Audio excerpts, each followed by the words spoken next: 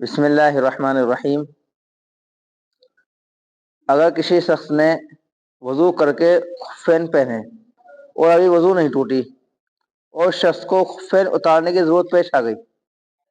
اس نے اتار دیے۔ اتارنے کے بعد اب جو اس کو بغیر پیر دھوئے بغیر وضو کرے جو اس کو پہن سکتا ہے، کیونکہ پہلے جو وضو تھی اس کی وہ ابھی تک ٹوٹی نہیں تھی، کیونکہ ابھی خفین کا کام شروع نہیں ہوا تھا۔ اس لیے اگر کسی وجہ سے اس نے خفین اتار دیے اور ابھی وضو پہلی والی باقی ہے اور اس وضو کو ٹوٹنے سے پہلے ہی جو اس نے پہن بھی لیے، تو اب اس کو جو ہے دوبارہ وضو کرنے اور دوبارہ پیر دھونے کی ضرورت نہیں ہوگی۔ اسی طرح اگر کسی شخص کی جو وضو ٹوٹ گئی تھی، وضو ٹوٹنے کے بعد اس شخص نے موزے پر مسح بھی کر لیا، اب کسی وجہ سے اگر ایک پیر کا بھی موزہ اتارنے کی ضرورت پیش آ گئی تو پھر اس کا مسح ٹوٹ جائے گا، پھر دونوں جو ہے خفین اتار کر اسے پھر دوبارہ سے وضو کرنی پڑے گی